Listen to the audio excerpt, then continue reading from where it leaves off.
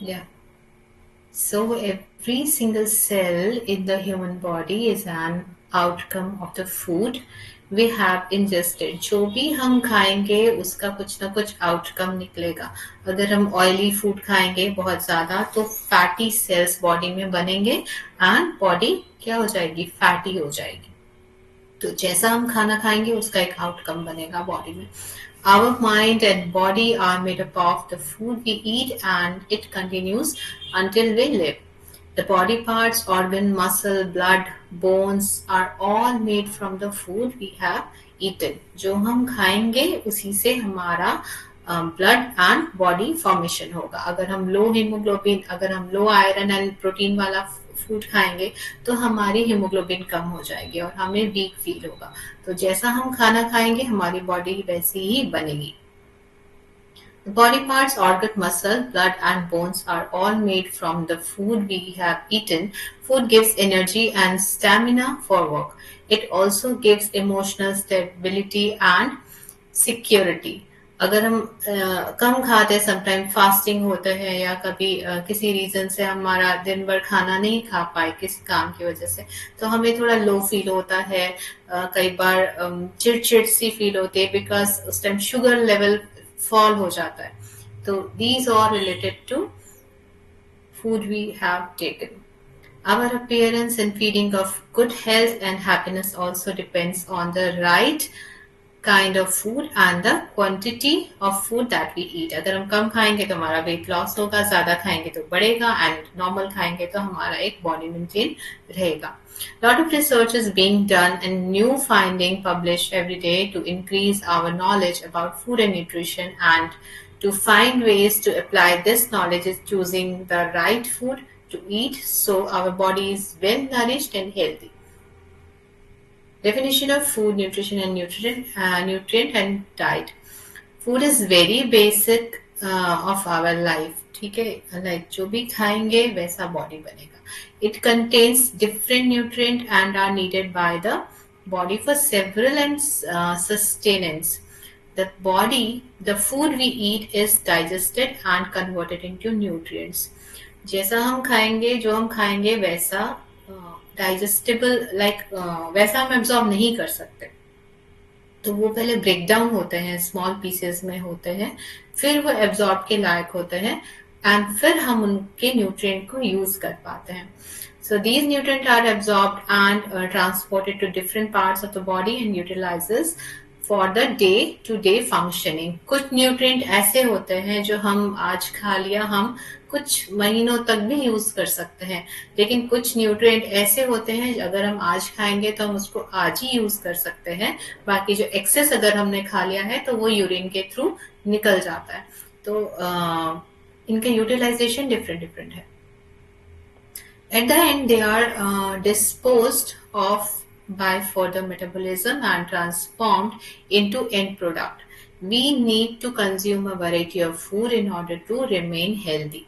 So हमें ये जो न्यूट्रिएंट हैं, जो 5 न्यूट्रिएंट होते हैं, तो इनको खाने कंज्यूम करने के लिए डिफरेंट डिफरेंट चीजें खानी पड़ती है. हम ऐसा नहीं कि सिर्फ दाल चावल खा लेंगे तो सारे न्यूट्रिएंट मिल जाएंगे. हमें हर ग्रुप से फूड को खाना पड़ेगा बिकॉज 5 तरह के न्यूट्रिएंट हैं तो ग्रुप्स भी 5 हैं, उनमें से खाना पड़ेगा. Thus we can define food as in solid or liquid which we can eat and supply any of the following. Material from which the body can produce movement, heat or other form of the energy. जो हम खाएंगे उससे हमें क्या मिलेगी, energy मिलेगी. जो हम काम करते हैं जो भी, तो उससे जो हमने खाया है वहीं से एनर्जी ट्रांसफर होती है. ठीक है, जैसे प्लांट उगा, प्लांट को किसी ने प्लांट को हमने कंज्यूम किया कुक करके, तो वो एनर्जी ट्रांसफर हो रही है हमारी बॉडी में, और हम उसको कुछ काम कर, जब तक काम नहीं करेंगे कोई तब तक वो एनर्जी हमारी बॉडी में ही रहेगी, एंड जब हम कुछ काम करेंगे वो कंज्यूम हो जाएगी.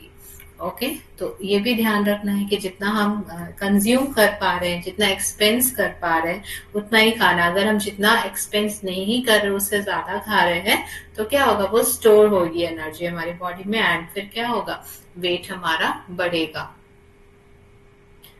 तो एक बॉडी मेंटेन करने के लिए क्या करना है, food we eat equal to food we energy we consume, तो दोनों सिमिलर होना चाहिए, जितना एक्सपेंस कर रहे हैं और जितना कंज्यूम कर रहे हैं both should be equal.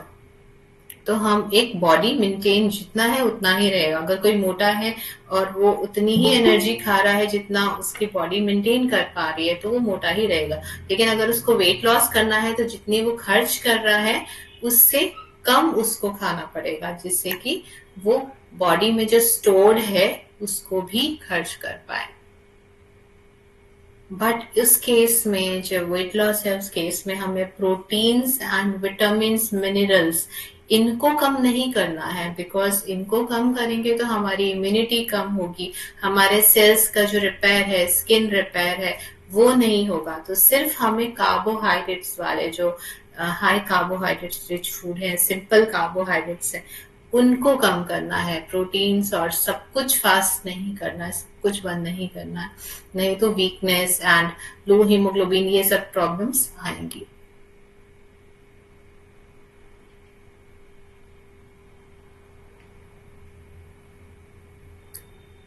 And material of for growth, repair and reproduction. तो जो हमें ग्रोथ के लिए चाहिए, ग्रोथ के लिए क्या चाहिए हमें? कैल्शियम एंड प्रोटीन बढ़ने के लिए। जो बच्चे हैं जिनको ग्रोथ चाहिए, बालों को बाल बढ़ते हैं, नेल्स बढ़ते हैं, रोज स्किन भी हमारा चेंज होता है, ऊपर बहुत सारी स्किन रोज डेड होती है और न्यू स्किन ग्रो होती है ग्रेजुअली, थोड़े थोड़े रोज बहुत सारे सेल्स डेड होते हैं और नए बनते हैं। तो ये जो रिपेयर है, ये जो सेल्स का रिप्रोडक्शन है, जो बन रहे हैं नए सेल, उनके लिए भी हमें प्रोटीन्स चाहिए, तो वो हमें प्रोटीन रिच फूड से मिलेगा।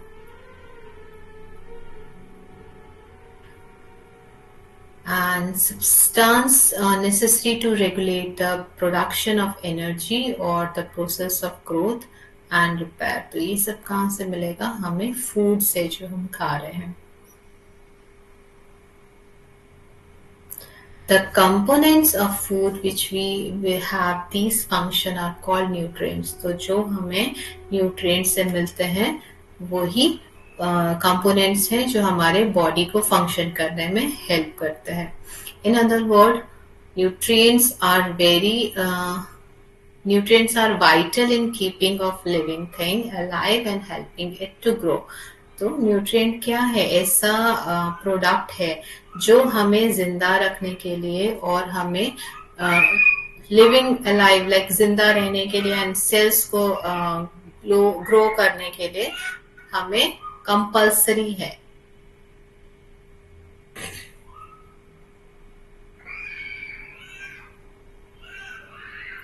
The diet consists of those food of mixtures of food in the amount which are eaten daily. The food diet provides adequate amount of all the nutrients without harmful excesses from a wide range of food. Dietary habits are dependent on geographical and cultural traits and vary accordingly। Culture to culture vary करता है। जो north के लोग हैं वो रोटी ज्यादा खाते हैं, जो साउथ के हैं वो ओनली राइस खाते हैं। तो इस तरह से कल्चर पे डिपेंड करता है फूड एंड उनके हिसाब से वेदर के हिसाब से भी उनका डाइट होता है। तो this also effect diet and variety है काफी। न्यूट्रिशन इज द, तो जब भी हम प्लान करते हैं, अगर हम पंजाबी पेशेंट है हमारे पास एंड अगर हम उनको सिर्फ राइस देंगे दे विल नॉट एक्सेप्ट। तो अकॉर्डिंग टू देयर अवेलेबिलिटी और उनके अकॉर्डिंग की जो डाइट है, उनका जो कल्चर है, उसको ध्यान में रखते हुए हमें सारे न्यूट्रिएंट्स को पिक करना होता है। Nutrition is the process by which living things receive the food necessary for them to be healthy. The science of nutrition is the study of all the processes of growth, maintenance, and the repair of the living body, which depend upon the digestion and absorption of food and the study of that food। Sometimes क्या होता है, कुछ लोग खा भी रहे हैं अच्छा, लेकिन उनकी बॉडी में वो यूज नहीं हो पा रहा है बिकॉज उनका एब्जॉर्प्शन नहीं हो रहा है, उनका जो गट है, जो इंटेस्टाइन है, वो हेल्दी नहीं है, तो उसको पहले ट्रीट किया जाएगा, उसके बाद उनको बॉडी को वो न्यूट्रिशन मिल पाता है। तो अगर गट ही हेल्दी नहीं है, वो एब्जॉर्प्शन नहीं कर पा रहा, तो फिर कैसे हीमोग्लोबिन बढ़ेगा एंड जो भी डिफिशियंसी है वो नहीं हो पाएगी। तो फर्स्ट ऑफ ऑल एब्जॉर्प्शन पे भी ध्यान देना है एंड उनका जो बॉडी में प्रॉब्लम है, जो सिम्टम्स है, उसके अकॉर्डिंग उनकी डिजीज को समझना है। Nutrition is the process by which living things receive the food necessary for them to be healthy. The science of nutrition is study of all the process of growth, maintenance and repair of the living body which depend upon the digestion and absorption of food and study of that food. तो सब कुछ पढ़ना है इसमें, कैसे absorption होता है, कैसे मेंटेन होता है, प्रोसेस ऑफ ग्रोथ क्या है, these all will be studied. The nutritionist is the expert of the relationship between food and health, and a dietitian is expert on what one should eat under different conditions. Like nutritionist ऐसा भी होता है, एक मास को वो train करते हैं, and dietitian disease specific diet plan करते हैं। अगर कोई डिजीज है तो उसमें क्या डाइट होगा, अगर उनका हेल्थ इश्यूज है, उनके ब्लड कंडीशंस डिफरेंट है, तो उसके हिसाब से डाइटिशियन कैन प्लान। तो डाइटिशियन जो है ज्यादा क्लिनिकल होते हैं न्यूट्रिशनिस्ट के कंपेयर में। So dietitian can be a nutritionist, but nutritionist can't be dietitian. अगर उन्होंने क्वालिफाई नहीं किया है डाइटिशियन की डिग्री, तो न्यूट्रिशनिस्ट को हम डाइटिशियन नहीं बोल सकते, लेकिन एक डाइटिशियन न्यूट्रिशनिस्ट भी हो सकती है एंड डाइटिशियन भी, वो बोथ में कंसीडर किया जा सकता है उनको। They are more expert in clinical conditions. So function of food. Let us now get acquainted with the major function of food. As we know, we eat when we are hungry, but food not only removes hunger, it also gives us a feeling of satisfaction and renewed strength. तो सिर्फ हमारी भूख नहीं मिटाती है, बहुत सारी repair भी कर रही है, एंड जो सेटिस्फेक्शन है, जो स्ट्रेंथ है, वो हमारा कंप्लीट कर रही है। We also share food to express happiness, friendship, love and unity. जब हम पार्टी कुछ भी खुशी होती है तो we share some food and हम उसको food के साथ share करते हैं। Most families bond over meal times. Most meetings and important discussion is companies happen over lunches and dinners. And इससे एक unity भी बढ़ती है offices में। Sometimes कुछ भी event है तो वहाँ पे food जरूर होता है।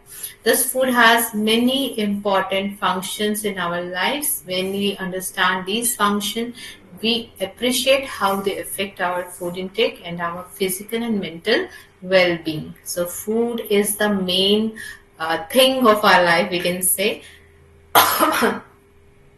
कुछ भी सेलिब्रेट करना है, वहाँ फूड होता है, एंड हमें जिंदा रहने के लिए food is essential. But we should know कि हमारे लिए सही क्या है उस फूड में से।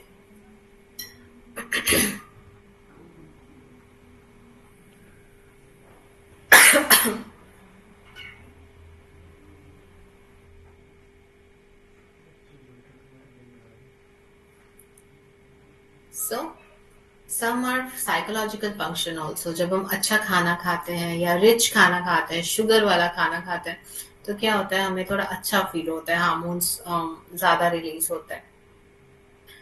तो साइकोलॉजिकल फंक्शन भी है। The most important function of food is to build our body, and here is a physiological function. We have seen that we probably weighted somewhere between 2.5 to 3.2 kg at birth, and now weight between 45 to 60 kg, है ना। हम जब जन्म लेते हैं सिर्फ 3 kg around होते हैं, लेकिन आज की डेट में हम अराउंड 60 होता है, 50-60 अराउंड होता है। तो ये कैसे हुआ? वो जो एवरीडे जो फूड जा रहा है वो न्यू सेल बना रहा है और फिर वो बॉडी बनी है। अगर हम 2 पर्सन लेते हैं जो जन्म के टाइम सिर्फ 3 kg थे और आज वही लाइक ट्विंस मान लेते हैं, चलिए एक पर्सन को दोनों 3 kg में बॉर्न हुए एंड एक हो गया 60 kg, एक हो गया 80 kg, बिकॉज दोनों की डाइट डिफरेंट थी एंड दोनों का लाइफ स्टाइल डिफरेंट था। तो जो रोज खा रहे हैं वो आगे 10 साल बाद क्या इफेक्ट होगा वो हमें फूड ही बता रहा है। लाइक फूड आप रोज अगर गलत खा रहे हैं तो एक गलत बॉडी फॉर्म होगी, रोज अगर आप सही खा रहे हैं तो एक सही बॉडी फॉर्म होगी। समटाइम्स यू कैन चीट, अगर आप कुछ सोशल गैदरिंग में है, कभी कभार खा लिया आपने थोड़ा शुगरी फूड, दैट्स ओके, लेकिन एवरीडे आप क्या कर रहे हैं? लाइक जैसे हम पढ़ाई करते हैं, एवरीडे हम पढ़ाई करेंगे तो एक सक्सेसफुल पर्सन बनेंगे। कभी कभार हम रेस्ट कर सकते हैं, वैसे ही फूड का भी है। अगर आप रोज अच्छा खाना खा रहे हैं, कभी कभार कुछ गलत खा लिया, इट विल नॉट इफेक्ट मोर। लेकिन आप रोज ही जंक खा रहे हैं, रोज ही शुगरी प्रोडक्ट खा रहे हैं, तो अल्टीमेटली एक रॉन्ग बॉडी स्ट्रक्चर बनेगा, गलत डाइजेस्टिव सिस्टम होगा एंड एब्जॉर्प्शन गलत होगा। तो this effect our organ system. It will reflect, our food reflect on our body. हम कैसे दिखते हैं, हम कैसा, हमारी कैसी स्किन है, हमारी कैसे हेयर्स हैं, ये सब रिफ्लेक्ट होता है। हमारा फूड बताता है, हमारा लुक बताता है कि हम कैसा खाना खा रहे हैं। अगर किसी इंसान की बहुत डल स्किन है तो वो जरूर पानी कम पी रहा है, कुछ गलत खा रहा है जो जिसकी वजह से इंटेस्टाइन हेल्दी नहीं है, प्रोटीन्स नहीं मिल रहे हैं, विटामिन नहीं मिल रहे हैं प्रॉपरली, तो फिर उनका ऐसा बॉडी स्ट्रक्चर है। हम इन चीजों को भी क्योर कर सकते हैं by food.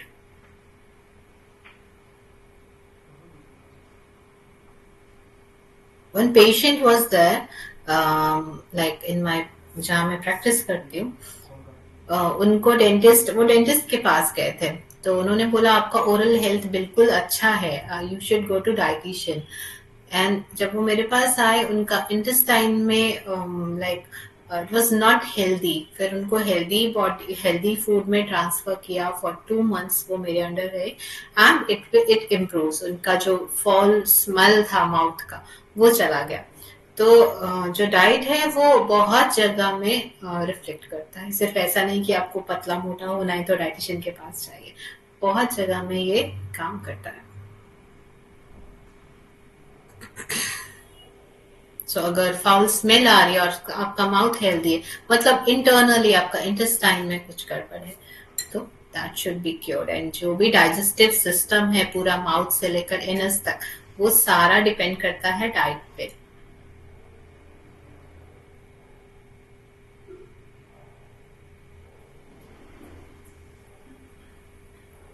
So, this growth is the result of food we eat from the birth to adulthood. Now as an adult, our weight is constant, which shows that we have achieved optimum growth. एक as के बाद like 21 एक maximum age है जिसके बाद height नहीं बढ़ती, तो एक ग्रोथ के बाद वो स्टॉप हो जाता है। At this stage, the food we eat helps to maintain and renew worn out cells and our body and keep the body in good condition. तो 21 साल तक तो वो न्यू सेल बना रही है साइज बढ़ने के लिए। ओके, मैक्सिमम 18 होता है, 18 के बाद बहुत स्लो हो जाता है 21 तक। वो न्यू सेल बना रही है उसकी साइज बढ़ाने के लिए। लेकिन आफ्टर 21 एक बन गया प्रॉपर साइज बॉडी का, उसके बाद वो हाइट नहीं बढ़ेगी, वो सिर्फ रिपेयर होगा सेल्स। ओके, यहाँ पे मोटे पतला होने का बात नहीं हो रहा है, यहाँ जब जिस साइज बढ़ने की बात हो रही है। मोटा पतला होने के केस में वो हमेशा ही बढ़ सकता है, वो फुल लाइफ लॉन्ग बढ़ सकता है, न्यू सेल्स बन सकते हैं एंड वो फैटी सेल्स बनेंगे, वो न्यू प्रोटीन सेल्स नहीं बनते हैं। वो एडिपोज टिश्यू होते हैं जो सिर्फ फैट्स होते हैं। तो एक ऑप्टिमम एज के बाद हमें एक लिमिट में कैलोरी खानी है, लाइक 21 के बाद, जिससे वो बॉडी सिर्फ मेंटेन हो, उसको बढ़ाना नहीं है। अब लाइक छोटी एज में जो बच्चे 1 year के होते हैं, तो उनके बॉडी वेट के हिसाब से वो ज्यादा खाते हैं हमारी एज। अगर हम कंपेयर करें तो 1 साल से 2 साल का बच्चा बहुत बार बार खाता है उसके बॉडी साइज के हिसाब से, लेकिन एक बड़ा इंसान उतना ज्यादा नहीं खाता उस बॉडी साइज के हिसाब से। तो पर केजी ऑफ बॉडी वेट अगर हम देखा जाए तो छोटा बच्चा ज्यादा खाता है, क्योंकि उसको साइज बढ़ना है। सबसे ज्यादा जो साइज बढ़ता है बॉडी का वो जन्म के पहले साल में बढ़ता है। जो बच्चा इतना छोटा सा होता है वो 1 साल बाद काफी बड़ा साइज का होता है। तो सबसे ज्यादा जो सेल्स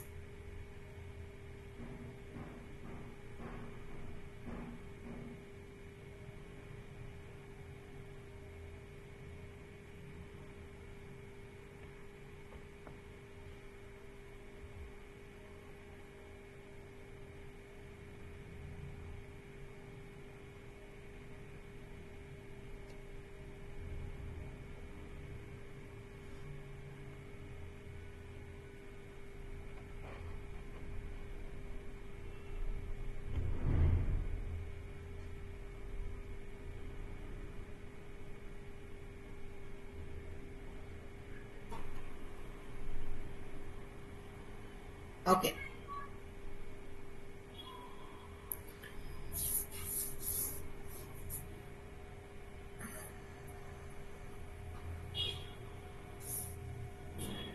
सेकेंडली फर्स्ट तो काम हो गया साइज बढ़ाना एंड इसको रिपेयर करना। Secondly, food provides the energy our body needs of all its activities, voluntary, involuntary. So activities दो टाइप की होती है, voluntary and involuntary. Voluntary जो हम जानबूझ के करते हैं, जैसे मैं बोल रही हूँ ये वॉलेंट्री है, मैं अपने कंट्रोल से बोल रही हूँ, मैं अपने हाथ मूव कर रही हूँ, ये वॉलेंट्री फंक्शन है। और बहुत सारे ऐसे फंक्शन हैं जो अपने आप हो रहे हैं बॉडी में, उन पे मेरा कोई कंट्रोल नहीं है। लाइक मेरा हार्ट बीट होना, ओके, लंग्स जो फिल्ट्रेशन कर, लंग्स जो एयर को ट्रांसफर कर रहा है, एक्सचेंज कर रहा है, किडनीज जो फिल्ट्रेशन कर रही है ब्लड का, ये इनवॉलेंट्री है, ये मेरे कंट्रोल में नहीं है। I can stop these functions. तो डाइजेशन जो हो रहा है वो अपना डाइजेशन जो फूड मैंने अंदर किया है ना, च्यू करना इज माय वॉलेंट्री कंट्रोल में था, लेकिन यहाँ तक जाने के बाद ये इनवॉलेंट्री, ये मसल अपने आप वो ऐसे ऐसे करके उसको पेरिस्टालसिस करके वो नीचे लेके जाएगी, स्टमक में चर्निंग होगा, वो सब इनवॉलेंट्री है, वो मेरे कंट्रोल में नहीं है। तो जो हमारे कंट्रोल में नहीं है, these function are called involuntary function। तो इन सब के लिए एनर्जी लगती है, जो भी हम खाते हैं तो इन सब में एनर्जी यूज होती है। सो आज बहुत ज्यादा नहीं करते हैं, इतना काफी है आज के लिए। So it's 7:53। तो एक बार रिवाइज करते हैं हमने क्या पढ़ा। तो food is very important for our physiological condition, हमारी बॉडी के लिए, हमारी एनर्जी के लिए, हमारा रिपेयर के लिए, मेंटेनेंस के लिए, एंड और भी फंक्शंस है फूड के, साइकोलॉजिकल भी हैं। जब हम किसी से मिलते हैं, शेयर करते हैं अपनी चीजें, तो एक फूड जरूर वहां पे होता है प्लस पॉइंट, जो हमें कनेक्शंस देता है।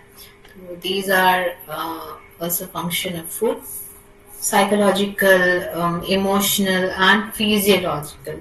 okay, so mental relief भी देता है and हमें physiological strength भी देता है, body को repair करता है। these are all functions। I hope understood everything। कुछ भी डाउट है हम लास्ट के 10 मिनट्स रखेंगे क्वेरी के लिए, जिसमें आप पूछ सकते हैं कुछ भी। तो next class is on today is Wednesday, next class is on Friday, Monday, Wednesday and Fridays, 3 days classes होंगी 7 to 8।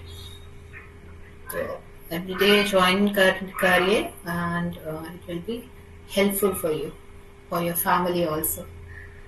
So any queries? कुछ query है तो पूछिए।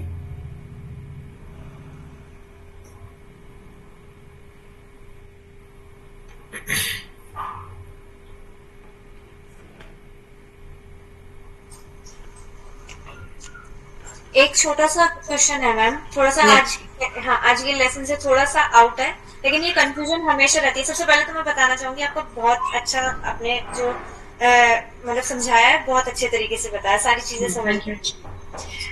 एक ये रहता है, जैसे जो भी हम खाते हैं, जितना खाते हैं वो कैलोरी जितनी हम बर्न करते हैं उस पर डिपेंड करता है। जैसे फैट है तो जितनी कैलोरीज बर्न करेंगे उतना ज्यादा फैट जाएगा।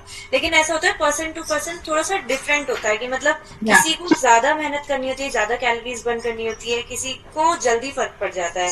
तो हम्म। मतलब ये कि ये एक मिथ है या मतलब साइंटिफिक ऐसा कुछ होता है या कि?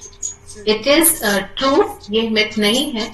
जैसे मैं बैठी हूँ और कोई दूसरा पर्सन बैठा है, सेम काम कर रहे हैं, सिर्फ बैठे हैं चुपचाप, बैठने में भी एनर्जी कंज्यूम होती है। ओके, तो किसी का बीएमआई फास्ट होता है, किसी का बीएमआई स्लो होता है। जो लोग एक्सरसाइज करते हैं, जो लोग ज्यादा एक्टिव रहते हैं दिन भर में, वो जब बैठे भी होते हैं तो वो ज्यादा एनर्जी कंज्यूम करते हैं, ज्यादा एनर्जी एक्सपेंस करते हैं। और जो लोग दिन भर थोड़ा सा कम वर्किंग होते हैं, स्लो होते हैं, तो सेम काम करने में वो कम एनर्जी खर्च करते हैं। तो इस बीएमआई पे डिपेंड करता है, उनका बीएमआर रेट क्या है उस पर डिपेंड करता है। तो जो लोग 1 घंटा भी वॉकिंग या एक्सरसाइज कर रहे हैं, या वीक में एक दिन भी कोई स्पोर्ट कर रहे हैं, तो जब वो नॉर्मल बैठे भी रहेंगे तो वो ज्यादा एनर्जी खर्च करेंगे। हमेशा हम एनर्जी खर्च कर रहे होते हैं, सोने के टाइम में, बैठने के टाइम में, साइकिलिंग के टाइम में, एवरी टाइम थोड़ा ना थोड़ा एनर्जी, सबका अलग अलग है एनर्जी एक्सपेंस करने का।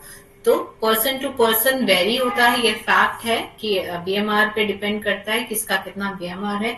जो लोग ओवरवेट होते हैं उनका बीएमआर स्लो होता है।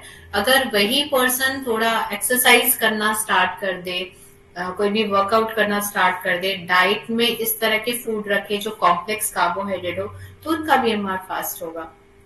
और वो कम मेहनत भी करेंगे तो उनकी ज्यादा एनर्जी कंज्यूम होगी। कई लोग आप देखते होंगे पतले भी होते हैं, फिर भी ज्यादा खा रहे हैं तो भी वो पतले हैं। तो मतलब लाइक पूरा दिन जो उनका जो वो पूरा चीजें वहां पे काम करती हैं। फर्स्ट ऑफ ऑल, अगर मैं दो लोगों को कंपेयर करूं, ए एंड बी, दोनों सेम खाना खा रहे हैं, एकदम सेम, एंड एक एक्सरसाइज ज्यादा कर रहा है, तो जरूर एक्सरसाइज ज्यादा करने वाला पतला होगा। ठीक है।